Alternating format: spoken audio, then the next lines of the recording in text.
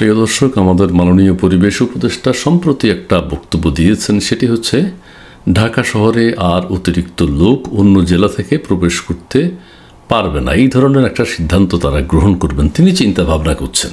তো তার চিন্তা ভাবনা নিয়ে আমি একটা ভিডিও করেছি যে কি কি পদক্ষেপ নিলে বাইরের জেলা থেকে লোক ভিতরে প্রবেশ করতে পারবে না। তার মধ্যে একটা ছিল পাসপোর্ট ভিসার ব্যবস্থা করতে হবে ঢাকায় প্রবেশ করতে হলে, এবং সেটা কিভাবে অ্যাপ্লাই করা হবে, কিভাবে ইনভাইট করলে সে ঢাকায় ঢুকতে পারবে, সে বিষয় নিয়ে বিস্তারিত কথা বলেছি। কিন্তু বেশ কিছু দর্শক আমাকে আবার কমেন্টস করেছেন, নানাবিধ মন্তব্য তারা করেছেন। তার মধ্যে কিছু কমেন্টস আমি নিয়েছি, কিন্তু সেগুলোর জবাব আমি দিতে পারছি না। সেগুলোর জবাবের জন্য আমি কাশেম চাচার শরণাপন্ন হইলাম। কাশেম চাচারে কইলাম, চাচা, দর্শক তো অনেক কিছু জানতে চায়, এখন কিছু মন্তব্য আমি উত্তর দিতে পারছি না, তুমি যদি একটু হেল্প করো। চাচাই বললো যে, ভাতিজা, কোনো অসুবিধা নাই, আমি আমার সাধ্যমতো চেষ্টা করুন, তুই আমরা কি কইছে। আমি তারে কইলাম, চাচারে কইলাম যে, চাচা, ওই যে পাসপোর্ট কোন দেশের হবে, পাসপোর্ট কোন দেশের নামে হবে? চাচা কইল যে পাসপোর্ট, হ্যাঁ, যেমন নোয়াখালী বিদেশ, সিলেট বিদেশ, চট্টগ্রাম বিদেশ, দিনাজপুর বিদেশ, প্রত্যেকটাকে আলাদা আলাদা দেশ হিসেবে ধরে নিতে হবে, এবং সেসব দেশের আঞ্চলিক পাসপোর্ট থাকবে। প্রত্যেক জেলার যে 64টি জেলা আছে তার মধ্যে ঢাকা ছাড়া আর 63 জেলার কিন্তু আঞ্চলিক পাসপোর্ট থাকতে হবে। কেউ যদি ঢাকায় প্রবেশ করতে চায় তাহলে ওই বৈধ আঞ্চলিক পাসপোর্ট দেখিয়ে, যথাযথ কাগজপত্র দেখিয়ে তাকে ঢাকার ভিতর প্রবেশ করতে হবে, না হলে কেউ ভিতর প্রবেশ করতে পারবে না। আপনি ঘুরতে আসবেন, ঢাকার আলো বাতাস দেখতে আসবেন, এরকম কেউ ঢাকায় প্রবেশ করতে আর পারবে না। আমি চাচারে কইলাম, চাচা, আচ্ছা, কোনো ভিক্ষুক যদি ঢাকায় এসে ভিক্ষা করতে চায়, কোনো রিক্সা চালক যদি ঢাকায় এসে রিক্সা চালাতে পারে, এবং তারা যদি ঢাকায় বিয়ে করতে চায়, সেটা কি পারবে কি না? চাচা তখন কইল, না, ভিক্ষুক আসতে হইলে ঢাকার স্থানীয় কোনো ভিক্ষুক, ঢাকায় যারা স্থায়ীভাবে বসবাস করে, তারা ইনভাইট করতে হবে। তাদের ইনভাইটেশনে ভিক্ষুক তার বৈধ পাসপোর্ট দেখিয়ে বর্ডার ক্রস করতে পারবে, কিন্তু ভিসা অফিসারকে তাকে কনভিন্স করতে হবে যে আমার ইনভাইটেশনে যা আছে সে তার বেশি আমি থাকবো না, এসব কমিটমেন্ট করতে হবে, এবং ঢাকায় ঢুকে আমি বিয়ে শাদী করবো না। ভিক্ষুক বিয়ে শাদী করতে পারবে না ঢাকায়, আবার বিয়ের সূত্রে নাগরিকত্ব পাবে এরকম কোনো সিস্টেমও নাই। কাজেই তাকে 7 দিন বা 15 দিন পর্যন্ত থেকে ভিক্ষা করে আবার বেরিয়ে যেতে হবে। আমি চাচারে বললাম, চাচা, রিক্সা চালকদের ব্যাপারে কিছু বললো। চাচা তখন কইল, হ্যাঁ, রিক্সা চালকরা প্রবেশ করতে পারবে, তবে ঢাকার যে অঞ্চলে রিক্সার চাপ নেই, যে অঞ্চলে রিক্সা চালানোর বৈধ পারমিশন আছে, সেই অঞ্চলে সেই নির্দিষ্ট সময় 1 মাস বা 2 মাস কাজ করতে পারবে। আমি চাচারে কইলাম, চাচা, রিক্সা চালকরা তো ঢাকায় এসে বিয়ে করে ফেলে এবং বস্তিতে তারা থাকে।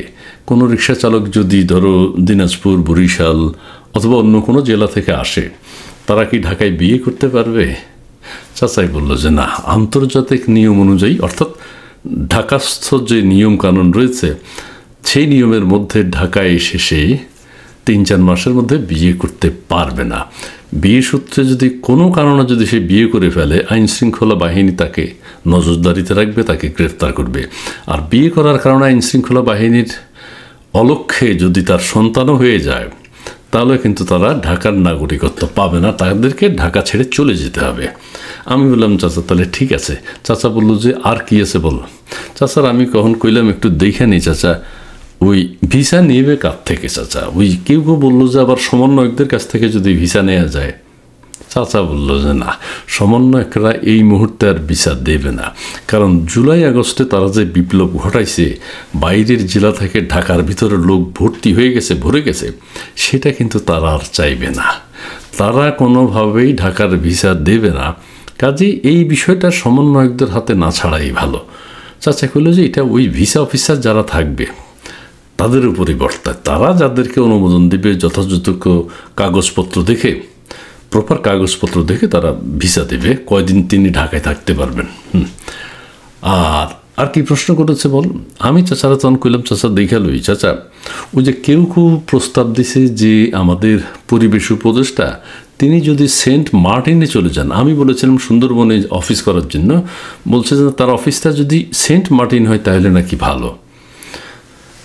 চাচা বললো যে, এটা ঠিক আছে, তুই সুন্দরবনের কথা বলেছিস, সুন্দরবনে বাঘ ভাল্লুকের ভয় আছে, সেখানে ওই ম্যাডামকে না দিয়া আমাদের পরিবেশ উপদেষ্টা মহোদয় উনি যদি সেন্ট মার্টিন অফিস করেন সেটি ভালো হবে।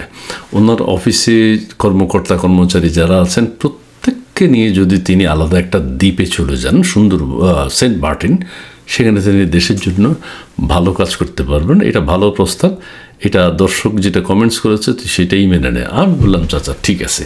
চাচা বললো যে আর কি আছে? আমি বললাম চাচা দেখালই। ও চাচা, ধরো দেশের তো অধিকাংশ জেলায় এখন 4 বিয়ের একটা রেওয়াজ চালু হয়ে গেছে।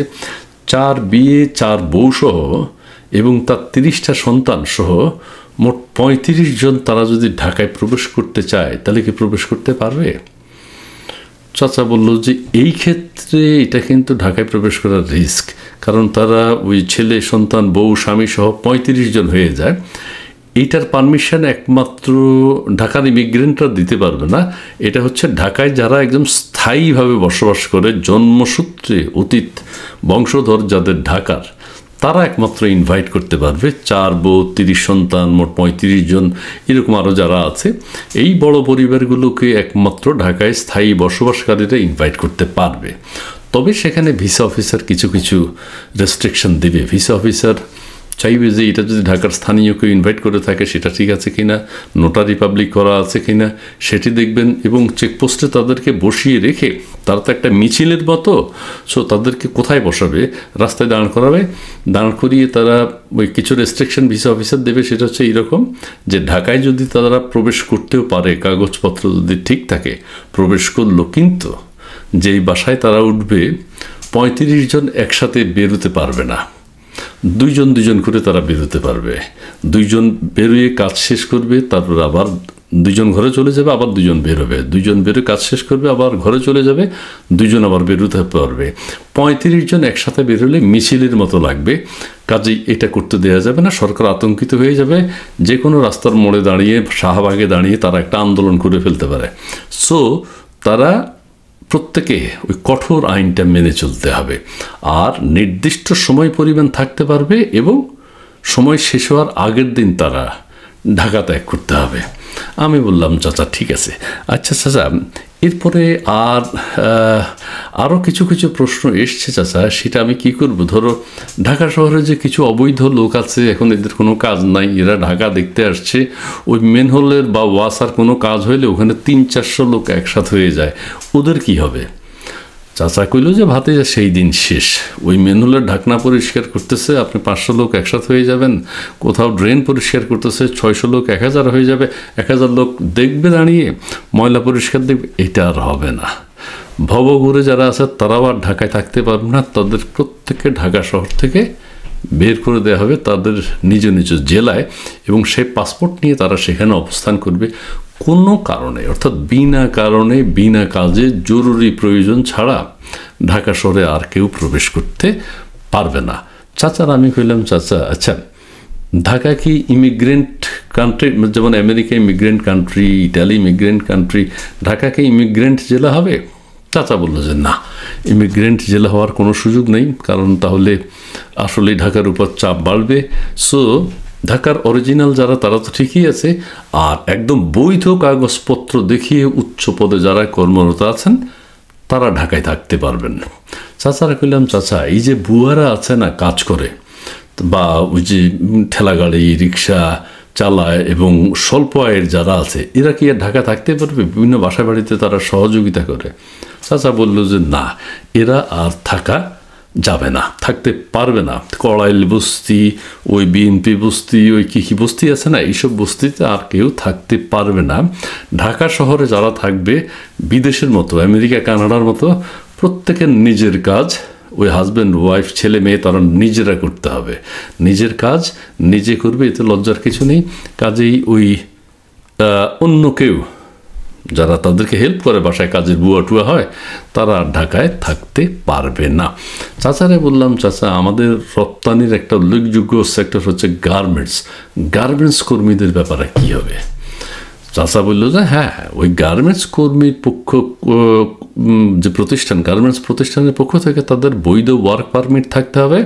যেহেতু এটা রপ্তানিযোগ্য পণ্য, সেক্ষেত্রে তাদেরকে বিশেষ ফ্যাসিলিটিস দিতে হবে এবং প্রত্যেক কোম্পানি তাদের কর্মচারীদের আবাসিক ব্যবস্থা করতে হবে, পানির ব্যবস্থা করতে হবে, ওয়াসার ব্যবস্থা করতে হবে, সুয়ারেজ লাইনের ব্যবস্থা করতে হবে। তাদের থাকা খাওয়া সমস্ত কিছু কোম্পানি বহন করবে এবং যার চাকরির মেয়াদ যখন শেষ হবে তখন তাকে ঢাকা ছেড়ে চলে যেতে হবে।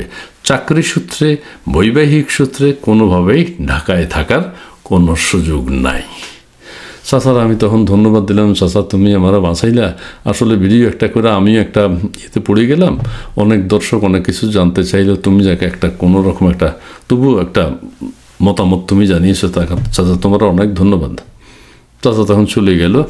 আমিও তখন ভাবলাম আসলে ঢাকার উপর চাপ কমাইতে হলে পাসপোর্ট ভিসা খুবই গুরুত্বপূর্ণ এবং সেই ক্ষেত্রে ঢাকা শহরের চতুর্দিকে চেকপোস্ট কোনোভাবেই, আমেরিকা যেমন বর্ডার দিয়ে দিয়েছে মেক্সিকোর সাথে, আমরা ঢাকার চতুর্দিকে প্রপারলি পারফেক্ট ম্যাপ করে ঢাকার সীমানা কতটুকু সেটার চতুর্দিকে ওয়াল দিয়ে দিতে হবে। 3-4টা প্রবেশ পথ থাকবে যেখানে আন্তর্জাতিক মানের ভিসা অফিস হবে এবং সেখানে আমাদের ভিসা অফিসাররা থাকবে।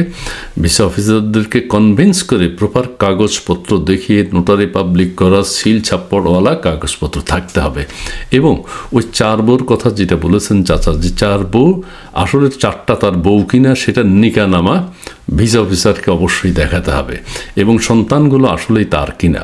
যদি তার হয় এবং 4 বইয়ের নিকানামা তার কাছে বৈধভাবে থেকে থাকে তবেই তিনি ঢাকার অরিজিনাল নাগরিক কেউ যদি অ্যাপ্লাই করে তিনি প্রবেশ করতে পারবেন এবং নির্দিষ্ট সময় থেকে অবশ্যই তাকে দলবল নিয়ে আবার ঢাকা ত্যাগ করতে হবে।